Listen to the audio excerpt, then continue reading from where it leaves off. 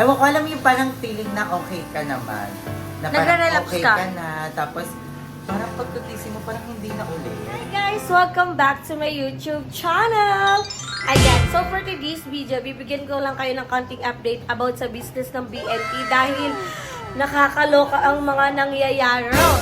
So, nandito tayo ngayon sa BNT House. Kasama natin si BNT Andrew! Ayan. So, si BNT Andrew, ang work niya ay mag-live selling. Siya yung nagbebenta ng damit. Sila nila Aye, And tsaka ni also, Muel. nag-encode 7. Oo, siya pala yung taga-encode ko sa sa JNT. So, ang career talaga namin is JNT. So, wala pa kami Shopee checkout. So, kami nagtulong-tulungan kami.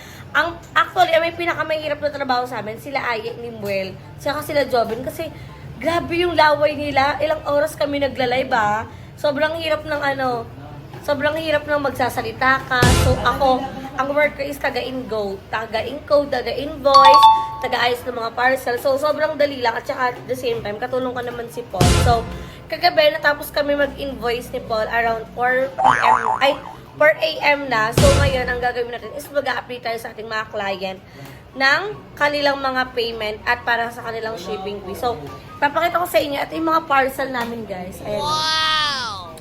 Ayan yung mga parcel natin ngayon. Ito yung mga nabalot namin ngayon. At ito ang nakakaloka. Ang daming joy minor sa business namin. So, abangan nyo sa live yan kasi i-unbox natin yan.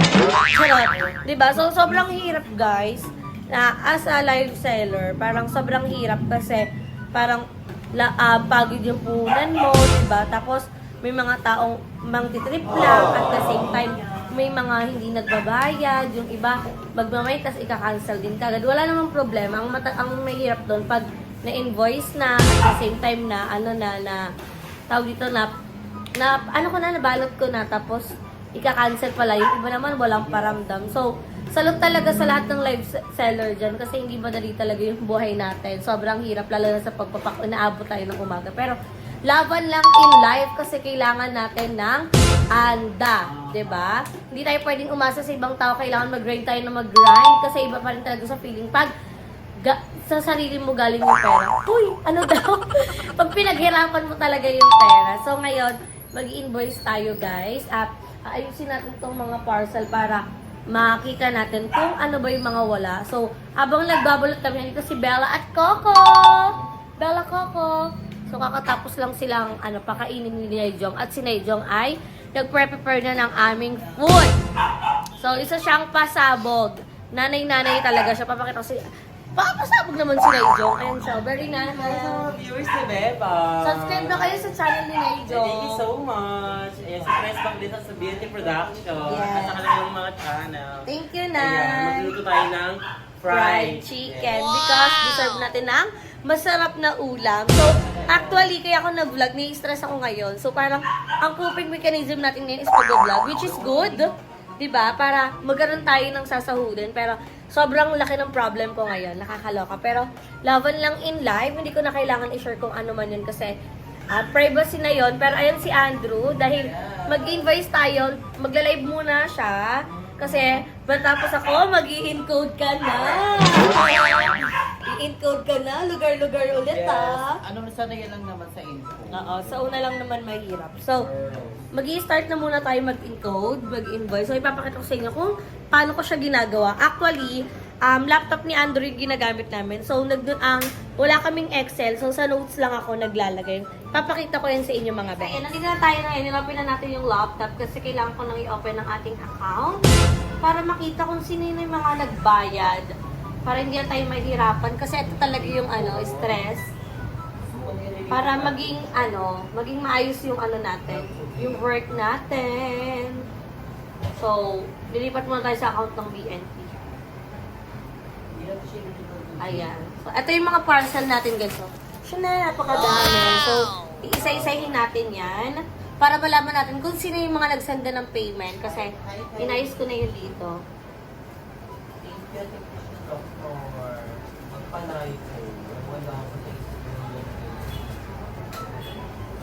Hi po. Yes, my baby.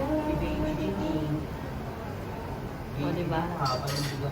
So, ayan, papakita ko sa inyo yung mga ano natin, yung mga minors natin. So, ayan yung mga ano natin, invoice, yung mga nagbe-message natin. Ang dami na nating mga message, oh. Tapos, eto, ganito pa kadami yung parcel natin. So, pipick upin naman yan, kaya hindi tayo mahihirapan. Kaya, mag-working ina na muna tayo. Nabasa niyo yan? Kagad. Diba? Marami tayong mga message. Kaya mag-start na tayo mag-work kasi kailangan natin mag-grind.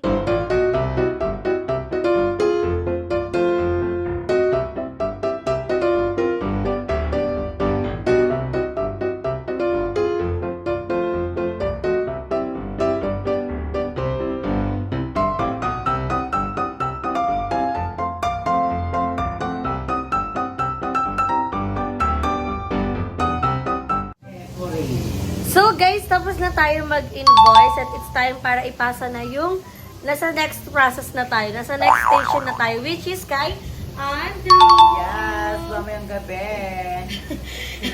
Walang energy, pagod. Nakakapagod kasi almost 3 hours ata tayo kayo naka-live na Pag nag-live sila guys, ang gawain ko is nakaupo lang ako kasi ako yung susulat kung sino yung mga nag-order, ganon. Tapos nagpa-file para maging maayos. At si Naijong nagluluto pa din. Excited for the fried chicken. So, ayan, meron tayong free time ngayon. So, pupunta muna ako sa bahay. Kukunin ko muna si Gab. Dadalhin ko muna siya dito. At maglaro-laro muna kami mag-ina. Banding muna kami. So, after nun, ibabalik ulit natin si Gab kasi kailangan ko naman mag-edit ng ating vlog. So, vlog, edit, ina. Vlog, edit, ina. Isang dakilang ina. Diba? Sobrang hirap. Pero okay lang yan. Kasi lahat ng to ay magiging worth it. At lahat ng tatek, pambibili ng needs ng anak mo. Kaya hindi ka dapat nag-iinang turks. May bago na kami niliguahe guys. Magiging kokay na kami, onti na lang. Sample naman din ang salita natin. Kalak. So kami lang nagkakaintindihan ng mga ganyang lingwahe. Diba? So abangan nyo na lang, susundin muna natin si Gab. So very light lang, lambing-lambingan lang. Kasi totoo yan, nakakatanggal ng pagod yung anak natin. So medyo stress tayo ngayon pero laban lang in life. So tara na, update ko na lang kayo.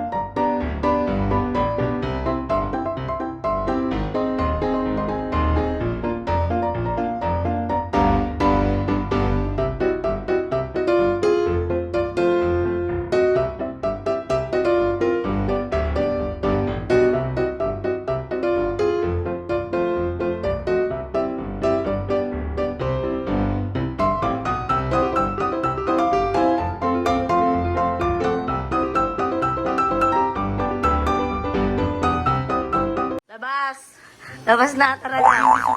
Tingin. Siyempre nakatupi pa yan. Feel ko nakabaksak yung ganito. I-edit mo rin yung mukha mo. Tara na. Wala hindi mo. Parang hindi ko kaya. Tara na! Tingnan mo, Drew. Drew, di ba bagay sa kanya? What do you think?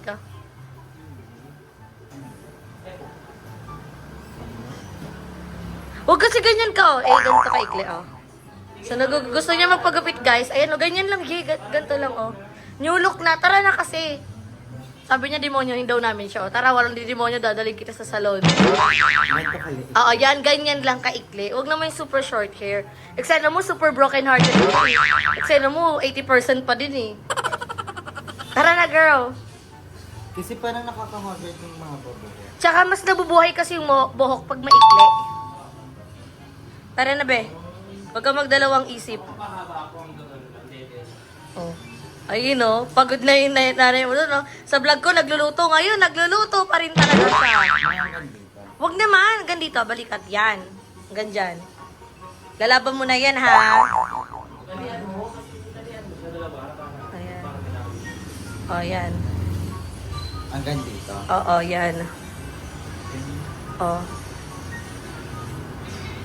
Wala kang pagsisisihan dyan, be. Parang ano dyan? Gaganda ka dyan.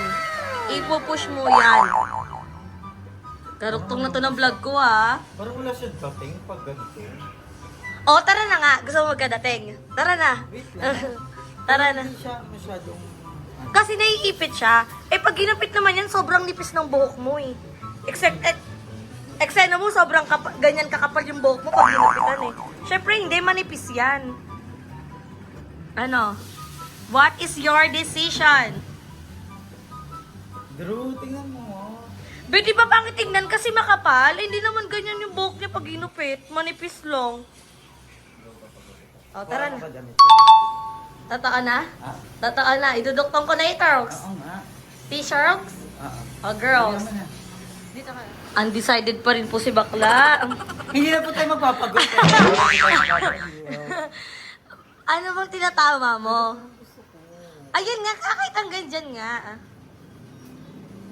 Be, hindi mo makikita kung hindi mo susubukan. O ako magugawit niyan. Inisip ko paano pag-haggard ako. Pwede mong i-ponytail. Oh. Ang ganda ko pag ako. Layer mo na lang yun. Guys, comment down below muna kung magpapagupit ako. Ay, abangan na lang muna nila.